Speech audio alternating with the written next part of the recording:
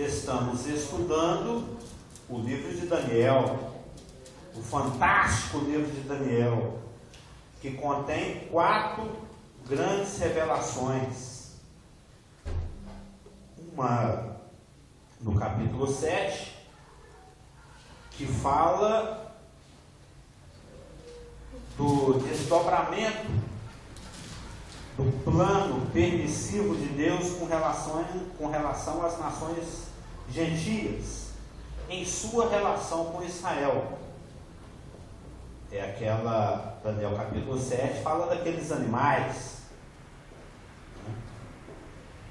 O animal, a águia, que representa a Babilônia, o urso, que representa a Média Pérsia, o leopardo velocíssimo, que representa a ascensão rápida de Alexandre o Grande, o Império Greco-Macedônio, e do animal terrível e indescritível, que o Daniel não conseguiu nem achar palavras para explicar como é que ele era, que representou o férreo povo romano, muito violento, muito militarizado, muito organizado.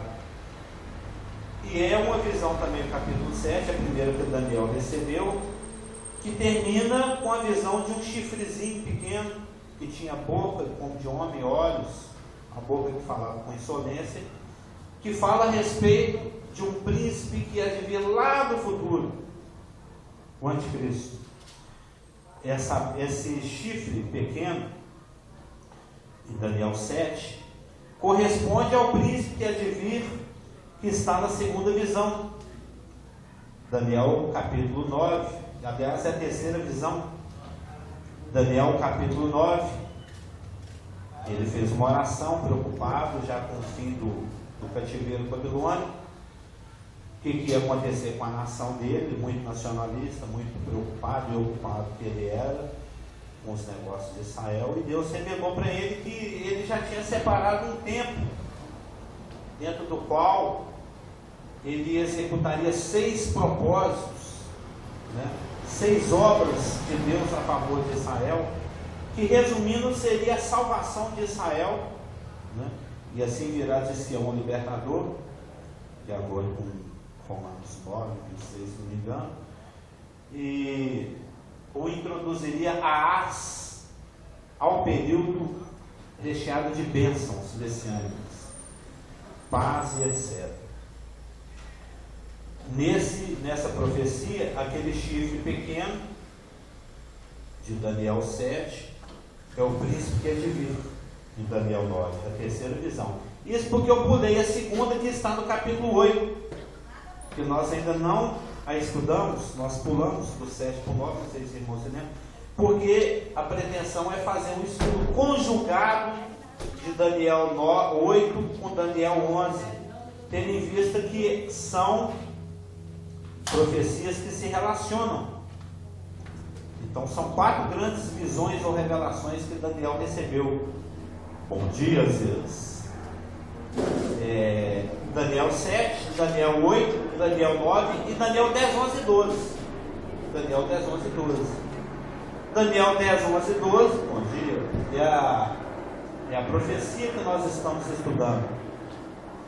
Se Daniel 7 diz respeito à revelação de Deus concedente às nações em sua relação com Israel, se Daniel 8 amplia os 2 primeiros impérios vistos em Daniel 7, que é o babilônico e o medo-persa, também em sua relação com Israel, se Daniel 9 revela o plano de Deus para o teu povo e para a tua santa cidade, para Israel e para Jerusalém, Daniel 10, 11 e 12, que é tudo um grande conjunto, tudo compõe um conteúdo só, diz respeito ao plano final de Deus para Israel, a consumação de Deus para Israel. Daniel 10, 11 e 12 conta o capítulo final da novela. Não sei se os irmãos aqui gostam de novela, mas Daniel 10, 11 e 12 diz respeito à consumação do plano de Deus para Israel. Eu gostaria que os irmãos abrissem comigo em Isaías 46, 10. Isaías 46, 10.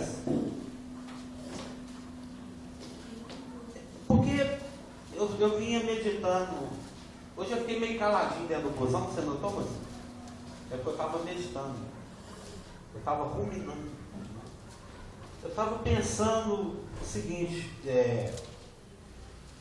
Deus faz coisas tão grandiosas, faz coisas tão fantásticas, faz coisas tão absurdas, e que passa tão batido aos olhos de 999% das pessoas, né, do mundo, do planeta, muitas vezes até de nós, os crentes. E a única coisa que Ele quer é a nossa confiança. A única coisa que Deus pretende com tudo que Ele faz é que nós percebamos que Ele é uma pessoa de confiança. Né? As relações, a relação conjugal, a relação profissional, as relações humanas como um todo, né, em geral, isso é o meu raciocínio. Elas se baseiam em confiança. Sem confiança fica meio difícil, não fica não. O Rafa sai para trabalhar, sabe-se lá se ele está lá mesmo. O Edu, eu, qualquer um de nós, não é? Ou o marido ou a mulher fica assim, né?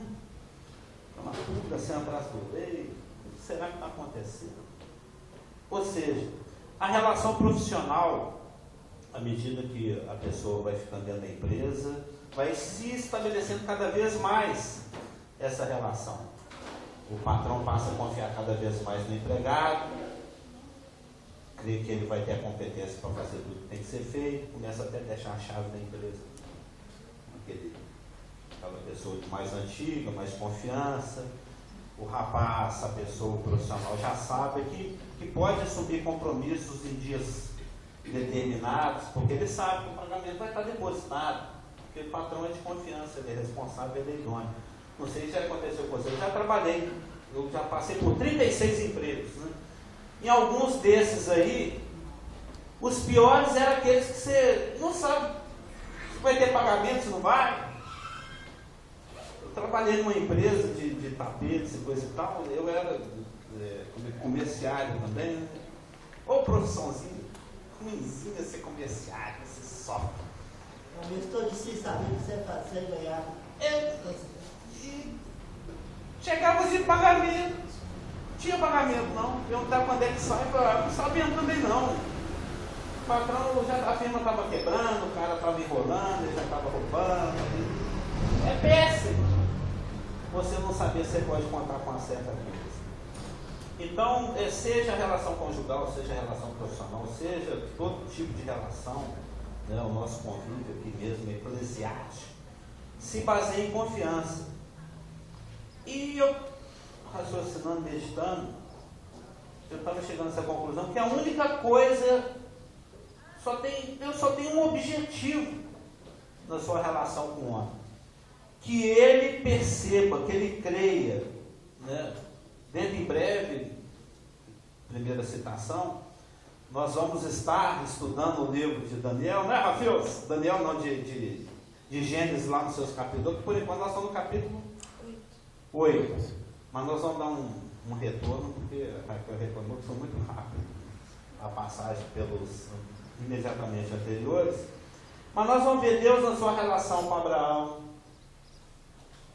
Deus na sua relação com Isaac, com Jacó, com Moisés, com Davi, com todos eles, com Daniel, com todos. Foi uma relação no sentido de estabelecer o fato de que você pode contar comigo, eu sou de confiança, se eu falei, vai acontecer, você pode ter certeza disso, pode apoiar que eu seguro. Até muitas vezes, quando os israelitas substituíam Deus por outros deuses que na realidade não eram os deuses, essa foi a grande acusação de vários dos profetas, Isaías, Jeremias, Ezequiel. Jeremias foi muito enfático nos seus primeiros capítulos com relação a isso, né, esse adultério espiritual, a ficar se apoiando em outros que não fossem ele. Quando você israelita, é um pangaré mesmo, né? Você fica apoiando um Deus que não é Deus, confiando na sua própria carne, no seu próprio braço, confiando em Faraó, confiando em quem quer que seja, e ninguém te dá garantia de que vai ser efetivo nesse apoio. Ele até fala que ele compara algumas dessas muletas que Israel arranjou, a cadeira do pé quebrado, a bengala que está serrada, né, que na hora que você vai apoiar nela, ela rompe, ela quebra, um caniço. A única pessoa realmente digna, né? A questão nem de dignidade também é de dignidade, mas se a gente não for burro, é Deus. Com Deus você pode contar. E aqui em Isaías capítulo 46, verso 9, 8, o Isaías está sendo duro com os seus ouvintes, com a sua geração, ele fala o seguinte, ó: lembrai-vos disso e tende ânimo, tomai-o a sério, seus pangaré, né? Ó prevaricadores. Lembrai-vos das coisas passadas da antiguidade, que eu sou Deus e não há outro. Eu sou Deus e não há outro semelhante a mim. E aí é o verso que me interessa aqui para nossas vidas. Que desde o princípio anuncio o que há de acontecer, e desde a antiguidade as coisas que ainda não sucederam. Que digo, o meu conselho permanecerá de pé, farei toda a minha vontade. E lá no final do 11b, eu o disse, eu também o cumprirei. Tomei esse propósito, também o executarei. Então Deus é um Deus, Ele tem poder para qualquer coisa. Nós estamos já estudando aqui no Daniel 10, 11, 12. Daniel 10 é uma preparação, né? O Daniel ele está explicando para os seus leitores em que circunstância que ele recebeu a fantástica revelação que está contida no capítulo 11. Daniel capítulo 11, que eu sugiro que os irmãos leiam em casa, que na semana que vem nós vamos pegar agora para valer no capítulo 11. É uma profecia, segundo a citação, eu e o Rafael estamos digitalizando, da seguinte forma: de um lado, numa planilha lá do Excel, de um lado a profecia, do outro lado o seu cumprimento, que é uma revelação muito complexa. Daniel capítulo 11, não é que estou falando de difícil não, é que tem muitos detalhes.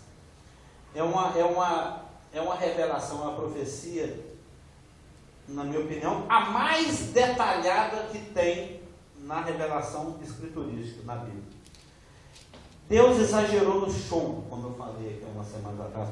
É uma profecia tão precisa, é uma profecia tão detalhada, é uma profecia tão exata, que os críticos falam, é impossível, é impossível.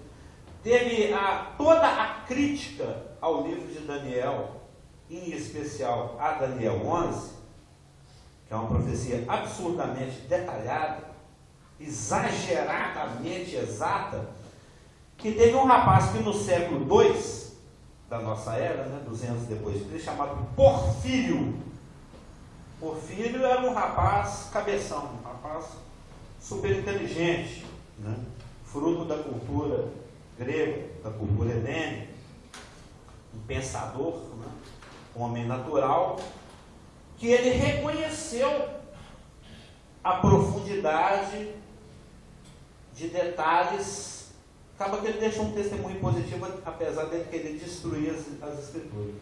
Ele falou, realmente a revelação de Daniel capítulo 11, ela é tão exata, que se ela fosse profecia, realmente ela comprovaria a inspiração e a inerrância das escrituras. Porém, Daniel capítulo 11 é uma fraude. Isso é a opinião dele. Tendo em vista que é impossível que um homem com 400 anos de antecedência possa ter detalhado tão precisamente os acontecimentos, na realidade, 400 anos do ponto de vista, só se a gente olhar a parte que já cumpriu, Porque tem ainda a parte que vai cumprir, que está lá no versículo 36 a 45, que vai acontecer lá dentro da tribulação. Então, na realidade, Daniel profetizou, foi com 2.500 anos de antecedência. 2.500 anos de antecedência. Ele recebeu essa revelação no ano 537. E ela foi se cumprindo até lá na nossa tabelinha. Lá, à medida que os versículos avançam, nós fizemos um contador regressivo, né? Que vai mostrando assim, uma coluninha que vai ter aqui do lado direito, que vai mostrando. Esse versículo foi profetizado 370 anos antes. Esse aqui 285, esse aqui 100 e tal, esse aqui 2000 e tal. Aquelas nossas datas hipotéticas. Né? Então, esse Porfírio falou o seguinte: se fosse realmente profecia, e todas as críticas que vieram depois se baseiam em cima da crítica de Porfírio. Ele criou a base para a destruição do livro de Daniel. Ele falou: se realmente fosse profecia, ela é uma profecia que comprovaria a inspiração das Escrituras, de que Deus realmente existe, que Ele tem a capacidade de inspirar homens a fazer essa tal coisa, e que ela é inerrante, porque ela é muito precisa e exata. Porém, ela é uma fraude.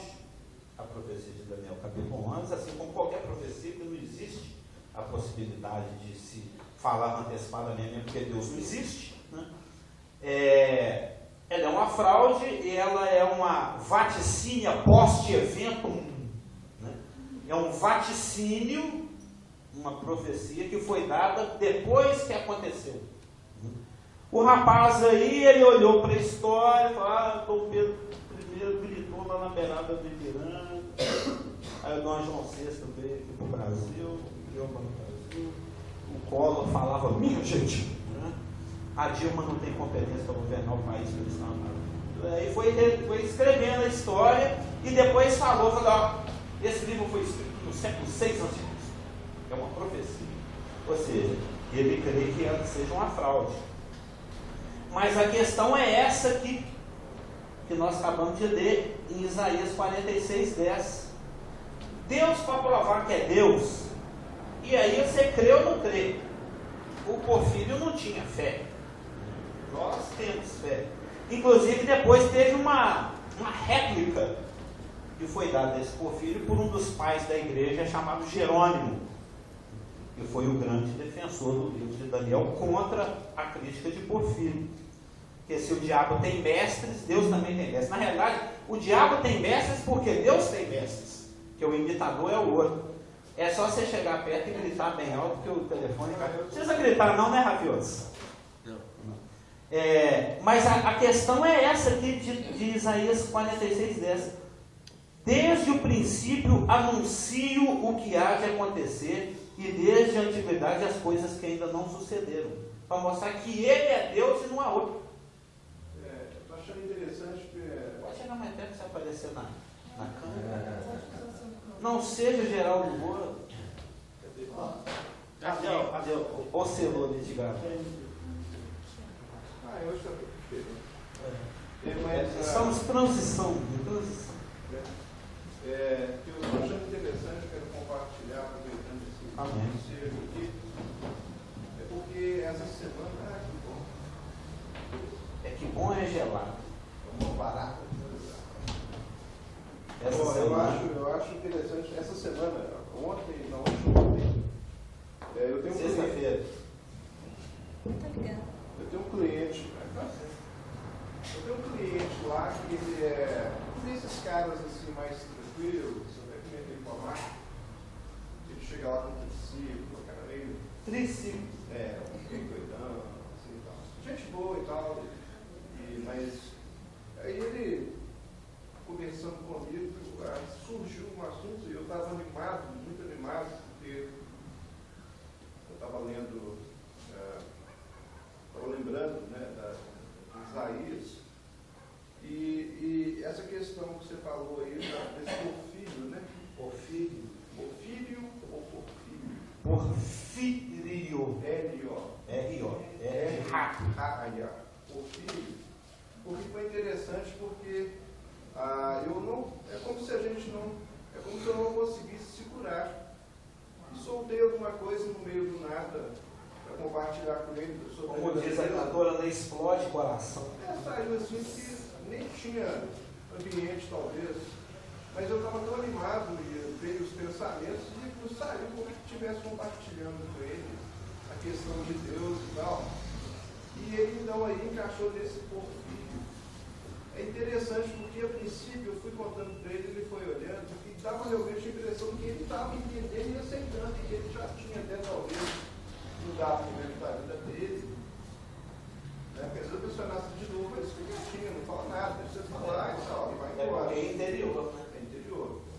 E de repente. Mas mais tarde vai explodir, não vai saber. Mais tarde vai explodir.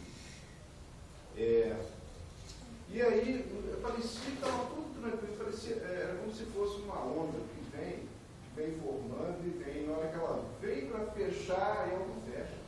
O cara saiu e começou a falar de coisas, não, porque Deus é assim, ele concordou, mas ele foi falando, não, porque o povo judeu é isso, o povo judeu é aquilo, não sei o que. Dardo, né? E alguém jogou dardo, alguém que não tem interesse na salvação, que estava ali de butuca no assunto, ele sentado, projetou pensamentos.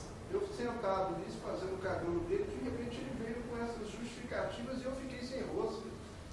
E eu pensei comigo, eu vou pedir a Deus então para... E enquanto ele foi falando, que eu não estava muito prestando atenção, ele foi falando com Deus, eu falei, olha Deus, a situação agora complicou. Fui falar e o papo vai ir para outra coisa. Então, se for da sua vontade que eu fale mais alguma coisa, só me capacite. E aí não falei, foi nada. Lá um tempo, depois agradeceu, foi embora, o papo voltou. A resistência, né, do ser humano. É interessante essa resistência desse tal porfírio. Ele viu o negócio, ele tem convicção, mesmo que ela fala, bom, se fosse, quer dizer, mas não quer, como a barreira ela é pesada com relação ao homem e Deus. Na realidade, o novo nascimento é algo impossível de acontecer.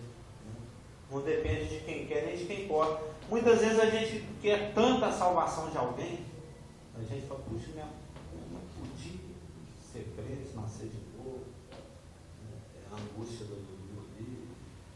Ou meu amigo, meu colega, eu gosto tanto dessa pessoa, saber que ela vai passar a eternidade sem Deus, que a gente não vai ter comunhão. Mas não depende da sua eloquência, da sua prolixicidade, da sua capacidade. Eu não vim até vós com palavras de sabedoria humana, lembra que a gente estudou aqui no nosso círculo?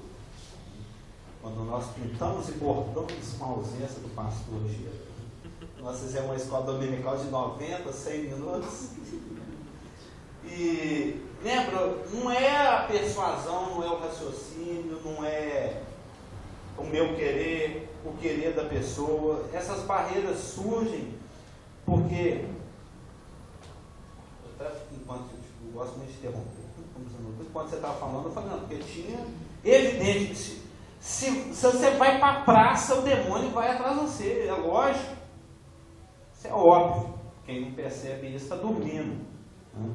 Na hora que você abre a boca para falar de Cristo, de qualquer coisa das Escrituras para alguém, quando você vai orar, quando você resolve agir em cima da palavra, imediatamente é a mesma coisa de dar uma bengalada no vespeiro lá, na caixa de mariposa. É óbvio. O mundo espiritual, o que acontece no plano visível é a excrescência, é o fruto, é o produto final do que anda acontecendo no mundo espiritual. O próprio caso aqui da profecia que nós estamos estudando, nós já temos visto que Daniel se empenhou em saber, porque é muito natural. Lembra que essa profecia foi dada no início do governo persa, no 3º ano de Ciro. Ou seja, o governo persa estava nos seus primeiros anos de administração. O governo babilônico tinha acabado de acabar, né, com a festa do rei Belsazar, bêbado lá, tal, Ciro e Dário invadiram a Babilônia e derrubaram aquilo lá. E Daniel, como um funcionário público, né, de alto status dentro do governo babilônico, não que ele estivesse preocupado com o seu futuro. Né? Apesar que, em algum sentido, ele ia estar, né? Se você sabe que a firma está quebrando, você começa até a falar, preparar uns currículos. É lógico que existe essa questão. Mas ele estava muito mais preocupado com a questão de Israel, com a questão do povo dele. Está havendo uma transição de governo. O governo babilônico foi abolido, Persa está recém-instaurado. E como é que fica Israel nessa história? Aí ele se empenhou, isso faz parte daquela questão que nós já estudamos de Efésios 6, que é a questão da guerra espiritual. O crente que não sabe, ou que não aceita, ou que não quer, ou que não gosta de saber que está em guerra, é um crente burro e sonolento. Nós estamos em guerra, nós estamos no meio de uma guerra, isso é fato, não tem como negar.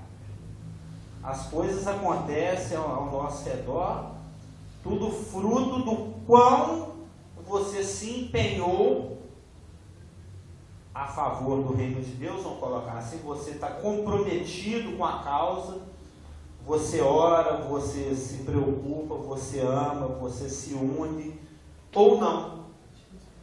O pastor Geraldo citou recentemente esse versículo de Romanos, se não me engano, que importa em comparação perante o tribunal de Cristo, para a gente responder pelo bem ou pelo mal que a gente fez, que na realidade no grego ali é pelo quão útil ou quão inútil nós fomos. É a questão do primado, do tribunal de Cristo.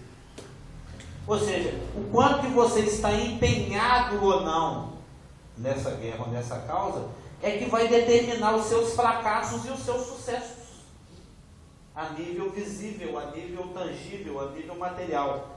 Do seu casamento está indo bem ou mal, você está indo bem ou mal no emprego, você está indo bem ou mal nas suas relações familiares, etc, etc. É tudo fruto da sua inibição ou da sua ousadia.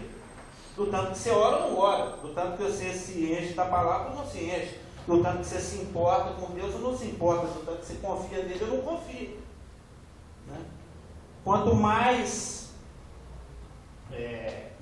negligente você for, pior vai ser sua vida espiritual. É porque Deus é mau, ele retribui, ele põe aqui, não fizer o que eu quero, eu vou apacanhar a vida dele. Não. É porque é natural, nós somos mais do que avisados. Que a gente tem que se empenhar, que a gente tem que se envolver. Nós estudamos isso em Efésios 6. E Daniel está nessa. Ele não cochilava não, ele estava atento. Haja vista que um jejum de 21 dias, né, se humilhando, buscando. O versículo 12, capítulo 10, fala que ele se empenhou lá, desde o primeiro dia que aplicaste o coração a compreender e a humilhar-te perante o teu Deus. Ele estava empenhado, envolvido de uma maneira disciplinada. O nosso antigo pastor falava muito sobre isso, sobre disciplina, sobre empenho, sobre envolvimento. E ele estava nessa, ele sabia, ele tinha noção da guerra. Tanto é que a resposta saiu no primeiro dia e só chegou no 24º. Eu queria só fazer uma observação que você está falando. E a questão da gente ser empenhado ou não é muito também daqueles que ministram a palavra em si. Mas é pessoal. É pessoal, mas eu acho, por exemplo, o exemplo que a gente tem aqui. E de voz, o que eu digo. O exemplo que a gente tem aqui é do Rafa. Ele nasceu de novo, eu creio, e Deus deu um privilégio para ele, estar do seu lado ali. E ele está se empenhando em estudar. Quer dizer, dependendo do esforço dele, daqui 1 ano ou 2, ele vai chegar num nível que nenhum crente chegou. Né? E os crentes ao qual o escritor de Hebreus escreveu, já tinha 30 e tantos anos de crente e estava tomando mamadeira. Concluindo, por exemplo, hoje no nosso Brasil em geral, o que a gente vê? Igual às vezes eu estou vendo lá na televisão, eu vou mudando os canais, aí eu vejo assim, show da fé, As denominações, eles não estão preocupados em ensinar a palavra, né? Eles não estão preocupados que você desenvolva sua salvação, que você toma o leite genuíno da palavra. Então eu tenho visto aqui esse corpo, como outros que eu conheço, remanescente, igual o Dr. Lucas falou uma vez com a gente.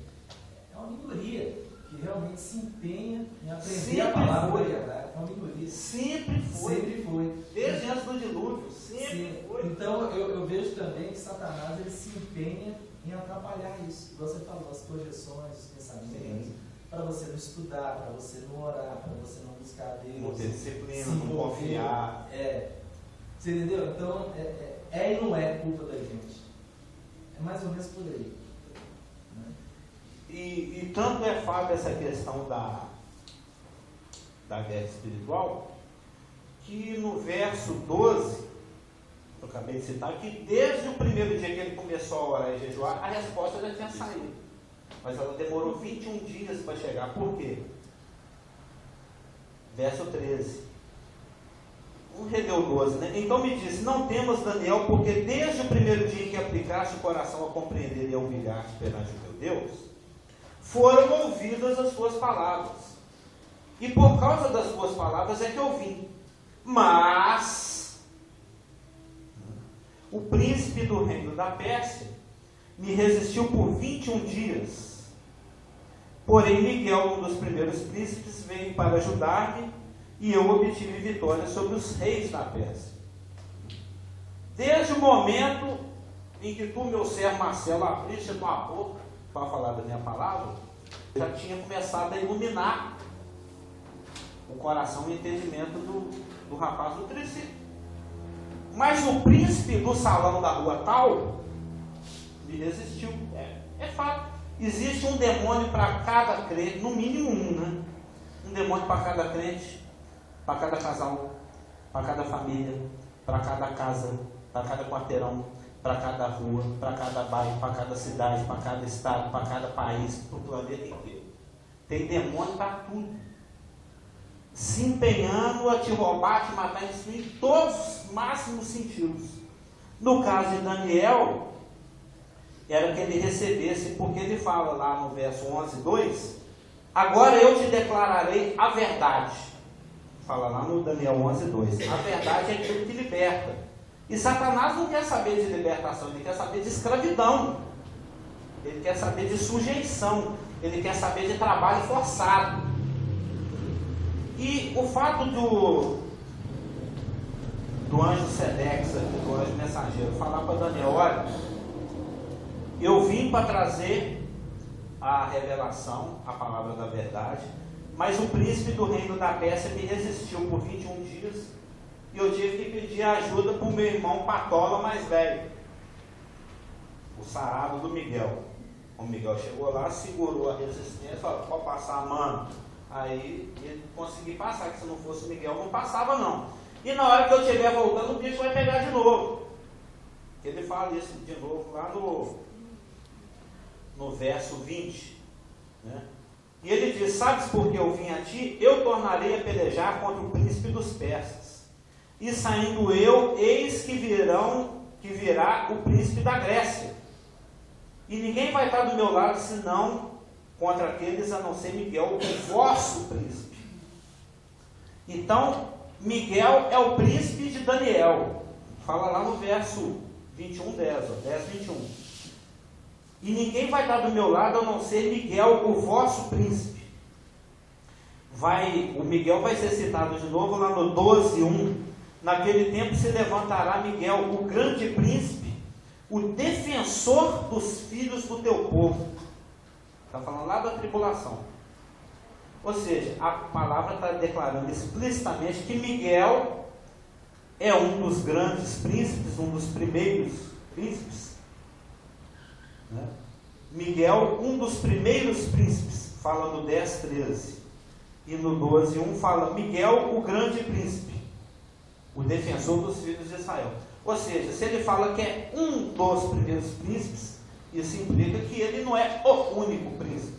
Ele é um desses príncipes. E a palavra fala em Judas que ele é o único em toda a Bíblia que é chamado de arcanjo, mas por implicação a gente sabe que existem outros arcanjos.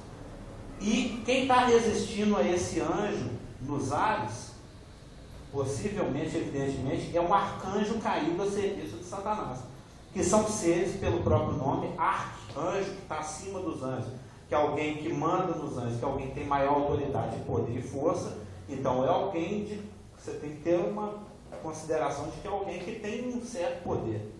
Eu me vi num pensamento a respeito com relação aos anjos.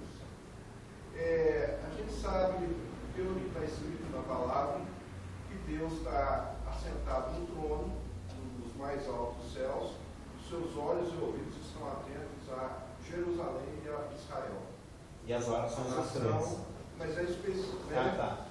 Então, a impressão que está dando aí, que eu queria que você esclarecesse, se Deus te der essa resposta, porque quando você está comentando a respeito de Miguel, o anjo Miguel ficou ao lado de Daniel, a Jeremias, porque era um povo de Deus.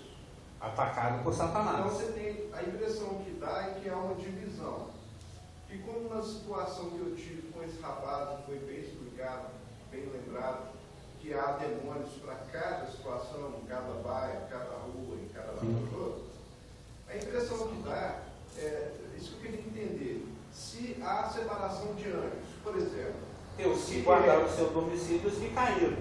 Se por exemplo, específico a Israel, você tem aqueles anjos, são esses aí, escritos, Miguel e outros, que só lidam com eles. No caso, por exemplo, eu poderia pensar que no caso, se, por exemplo, ele tivesse na situação, ele ia prevalecer sobre os outros, mas como eu sou gentio, nascido de novo pela fé, e eu não sou judeu, ele não fica diretamente com a gente, mas sim sempre com Israel. Como é que essa questão de decidir, se existe uma explicação de atuação? Sim. Porque eu sei que tem coisas que são para Israel. Existe vinculação, que é exatamente o ponto que eu estou querendo chegar, que vai chegar na sua resposta, se é que eu entendi a pergunta. Miguel é o defensor dos filhos do teu povo. O povo de Daniel é Israel. Então Miguel é o defensor de Israel. Miguel está vinculado a Israel. O mundo vai te odiar porque me odeia. Cristo falou, não é um servo maior do que o seu mestre. Então todos aqueles que se relacionam com Deus porque a amizade de Deus é a inimizade do mundo e vice-versa. Deus sabe que ao se relacionar com uma pessoa que deposita confiança nele, isso vai despertar animosidade espiritual. Isso vai despertar ataques do mundo espiritual. Satanás se torna seu inimigo.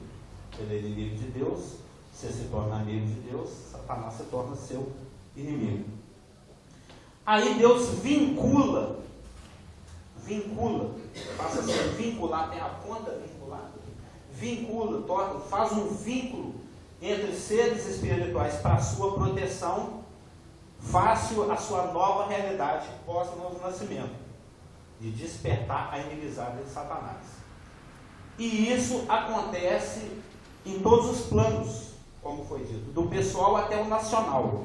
O Miguel, ele é o protetor, o defensor dos filhos de Israel, porque o propósito dele é o propósito de Deus, é o de dar vida, é o de esclarecer, é o de trazer a verdade, né? O anjo sempre, quando aparece, os anjos não caídos surgem nas escrituras, eles vêm com bons propósitos, no sentido de te conduzir com uma boa situação. Os de Satanás, evidentemente, é o contrário. Se não é o servo maior que o seu Senhor. Se o propósito do Senhor é matar, roubar e destruir, o dos seus subordinados idem. Eles estão dentro do mesmo propósito, eles são concordes desse propósito.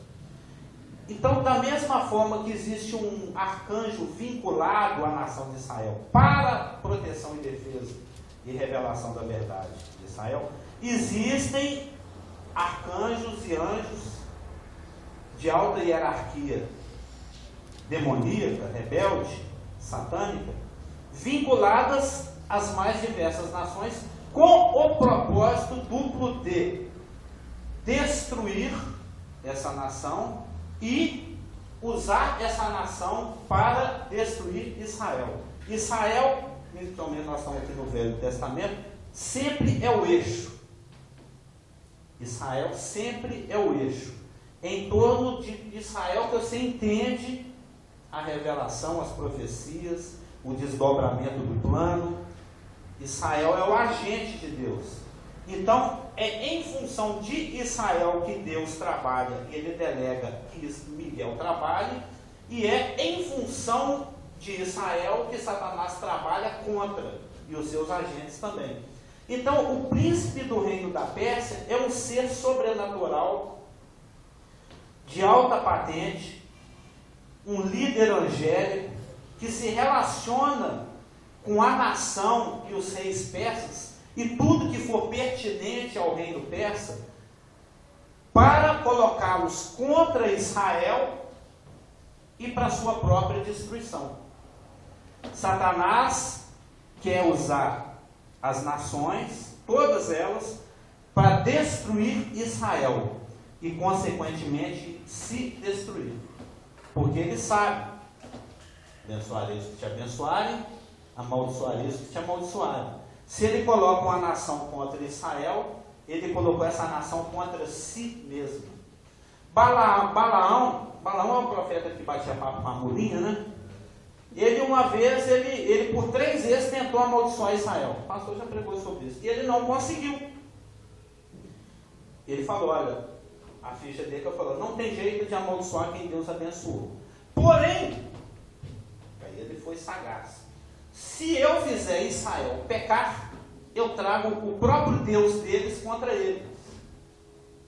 Aí ele mandou um monte de mulher bonita lá para Israel. Os israelitas cresceram e pecaram, e o pecado faz separação entre um homem e Deus. Aí, por causa do pecado de fornicação, Deus veio contra Israel. Eu não posso amaldiçoar quem Deus abençoou, mas o que abençoou ele pode amaldiçoar. Então é só fazer eles pecar. E ele ensinou isso para o Balaque e eles fizeram assim. É o que Satanás faz. Eu coloco a nação contra Israel, automaticamente a nação está contra si mesma, porque vai cair dentro daquela maldição divina de amaldiçoar eles e de amaldiçoar. Mas eu quero entender exatamente isso, porque eu acho que você está chegando no ponto.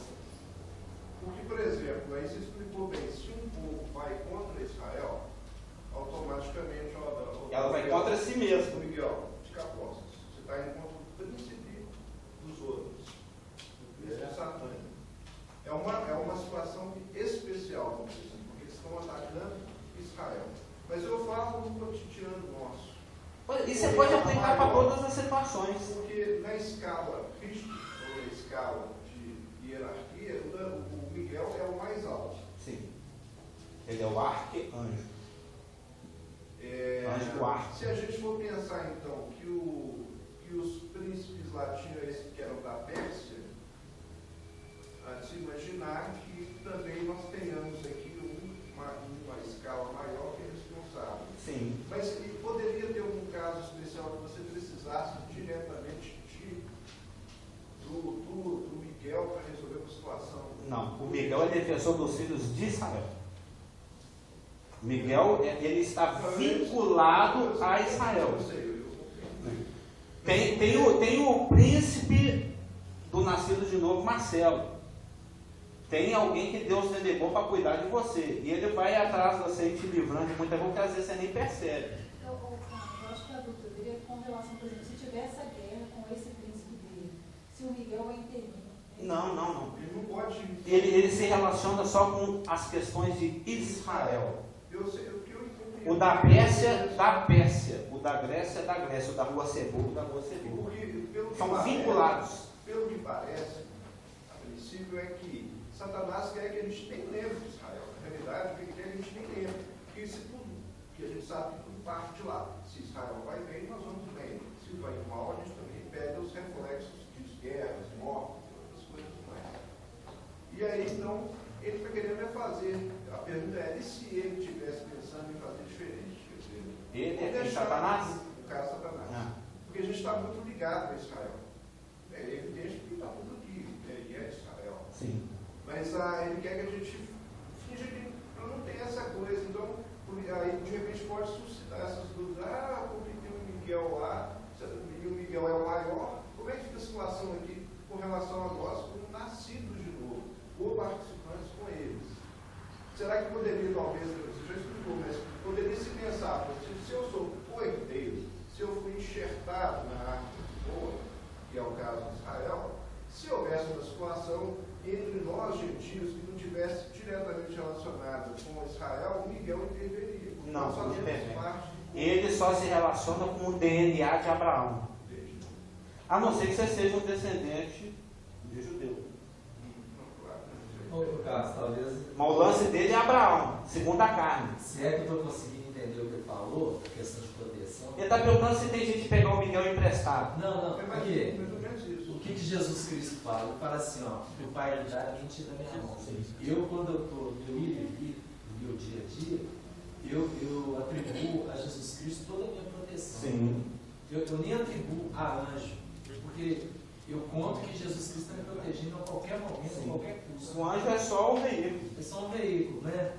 Porque, na verdade, quando o Paulo estava fazendo o que ele estava fazendo, e Jesus falou assim, vai lá, você olha para ele, né? O que te leva a pensar? Que a situação é diretamente com Jesus e não com o anjo. Será que é isso que ele está tendo dúvida? Não era isso que ele está dizendo, não. Mas o que você falou é certo.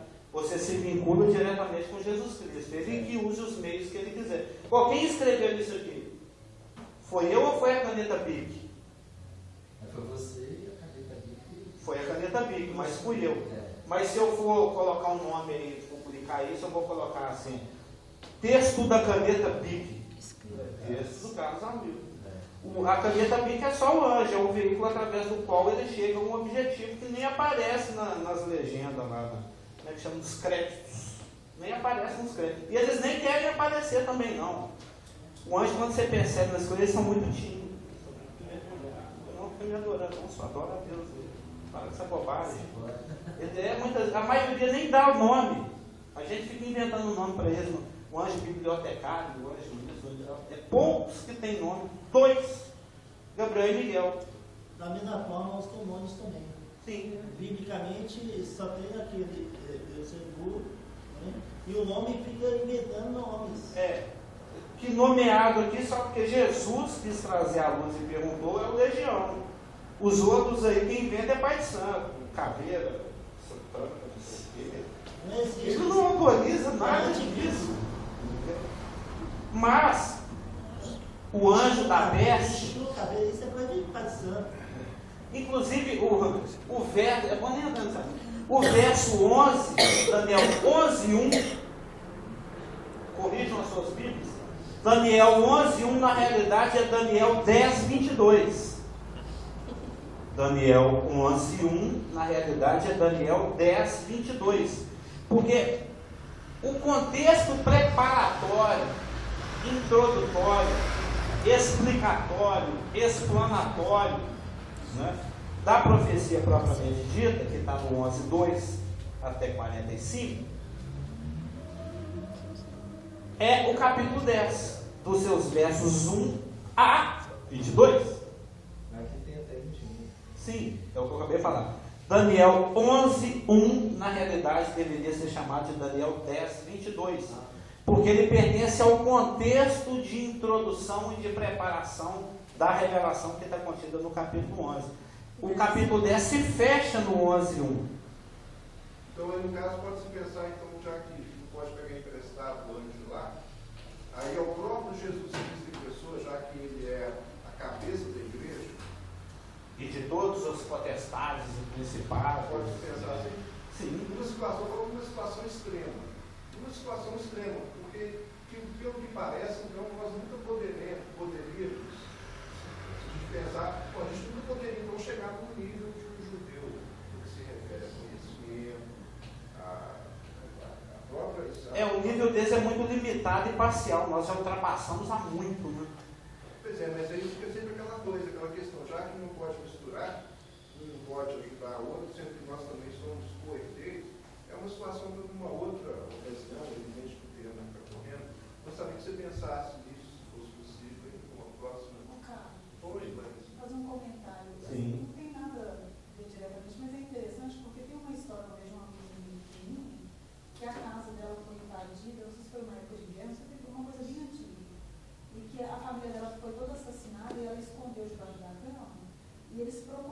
tinha mais gente viva e não achava de jeito nenhum.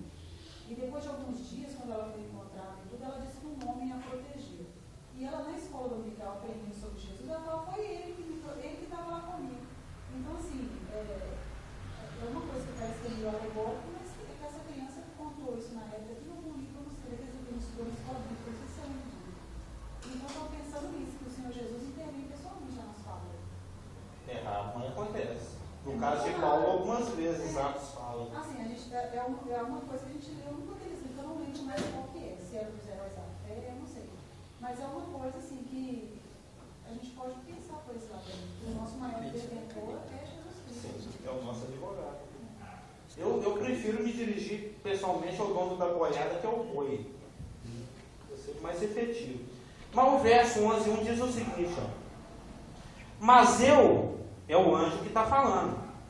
O anjo que está revelando a Daniel aí a questão. Né? Ele acabou de falar, ó, eu vou te declarar o que está expresso na Escritura da verdade, verso 11:21. E ninguém aqui esteja ao meu lado contra aqueles, a não ser Miguel, o vosso príncipe. E ele continua falando. Mas eu, no primeiro ano de Dário, o Medo, me levantei para o fortalecer e animar. O que o anjo está falando aqui é que, desde o primeiro ano de Dário, o Medo, que ele se levantou para fortalecer e animar Dário o Medo. Dário o Medo. Lembra que ele fala, eu acabei de comentar, que esses anjos, o anjo da Pérsia, o anjo da Grécia, eles trabalham com as nações no sentido de colocar as nações contra a nação de Israel. O reino babilônico está chegando ao fim. O reino babilônico está chegando ao fim. Novos reis vão assumir o poder gentílico mundial, o domínio mundial, o domínio persa. Satanás tem usado, desde a época do governo babilônico, os líderes para que eles venham contra Israel. Nabucodonosor destruiu a cidade de Jerusalém, destruiu o templo em Jerusalém e levou cativo o povo. E lá eles ficaram 70 anos. Deus, porque ele já tinha dado uma profecia a Jeremias de que esse cativeiro duraria apenas 70 anos, ele já começa a criar situações e a contar com a obediência dos seus servos, no caso específico de Daniel. Por isso que é tão importante a gente confiar em Deus e responder a Ele em obediência, que ele já começa a trabalhar no plano espiritual para mudar a realidade física de Israel. Porque o que acontece no plano visível é fruto e consequência do que acontece no plano invisível, espiritual. Os homens, o governo está trabalhando contra Daniel e contra Israel. O objetivo final é destruir Israel. Eles fazem um complô. Nós estudamos isso lá no Daniel capítulo 6. Eles fazem um complô e falam assim, desse jeito vai ficar difícil roubar. Esse Daniel crente castião aí, ó, ele empaca a moita, vamos dizer, né? Não faz nem deixa a gente fazer, fica aí atrapalhando o esquema. Ele é íntegro, ele não se corrompe, ele não aceita suborno. Vai ficar difícil nós roubar aí, com esse crente caixão aí. O primeiro abaixo do rei é ele. Temos que tirar esse cara daí. E eles montam aquela conspiração, conseguem colocar o rei contra Daniel, na realidade é contra Israel, e ele assina aquele edito que se alguém orasse a qualquer outro que não fosse o Deus do rei Dário, ia ser lançado na cova dos leões. Nós estudamos. A consequência foi que Daniel não se submeteu a isso e acabou indo para a cova dos leões, por sua obediência a Deus. Mas isso dentro do plano de Deus. É esquisito a coisa, tudo de ruim acontecendo, mas você tem que crer que aquilo coopera para o seu bem.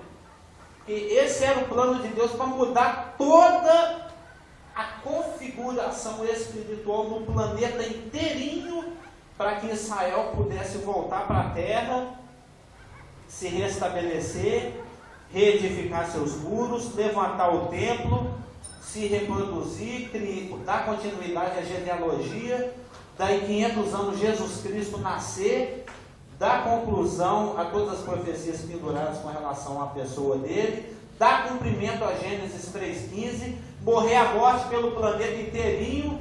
A gente está aqui hoje celebrando o nome dele, inclusive na ceia, e não ir para o inferno, e o plano e a vontade de Deus se cumprir, e a eternidade, a nova Jerusalém, novos céus, nova terra. Ou seja, todo o plano de Deus até lá, nos cafundó da eternidade, dependia de Daniel ser obediente ou não.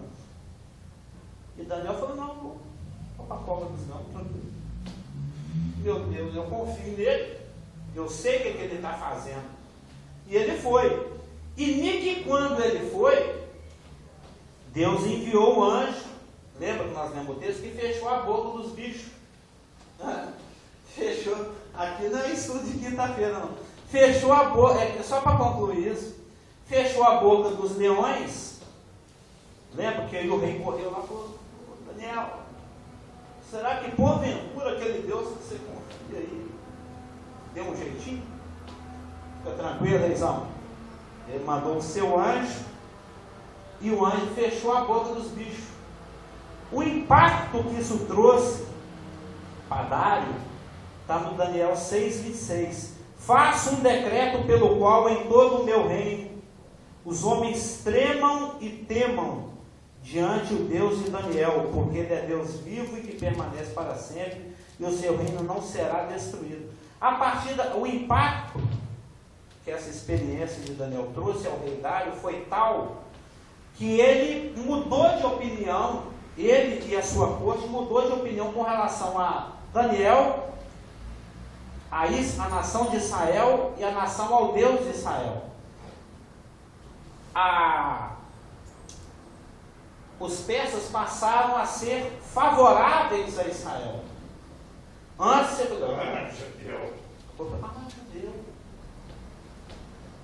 os 6 persas passaram a olhar para Israel com simpatia. E isso permitiu Esdras, Neemias, o retorno, o edito do rei Ciro. Porque esse anjo que está fechando a boca do leão aqui, é esse anjo que está tentando trazer a mensagem para Israel, e é esse anjo que brigou com o reino da Pérsia, que vai brigar com os gregos e que precisou da ajuda do Miguel. A partir daquele momento, desde esse momento, o fruto dessa luta é que as hostes do mal de Satanás, que estavam vinculadas aos 6 persas para fazer os 6 persas odiarem Israel, tramarem contra Israel e criarem decretos contra Israel, foram desalojados e se estabeleceu uma vinculação de anjos de Deus com o governo persa para fazer o rei Ciro falar: pode voltar para casa, eu assino.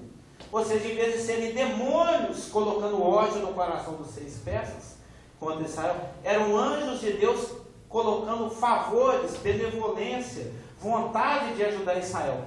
O Ciro assinou um decreto e falou: se você é judeu, pode voltar para cá, não vou ficar prendendo você aqui não. Você está querendo edificar o templo, eu também autorizo. Aí, isso foi no ano 577, mas 100 anos depois, um outro rei persa, ainda não agora mais sob a influência do demônio do rei da Pérsia, mas sobre o anjo de Deus, ajudado por Miguel, falou assim: Neemias, você está triste hoje, você brigou com a namorada? Não, perto do teu pai lá, meus pais estão todos detonado. Você está precisando de quanto para reconstruir Nova York? 1 trilhão? Bom, 1 bilhão, quanto você quer? Vou te dar um cheque branco, você assina e você compra lá, se você quiser.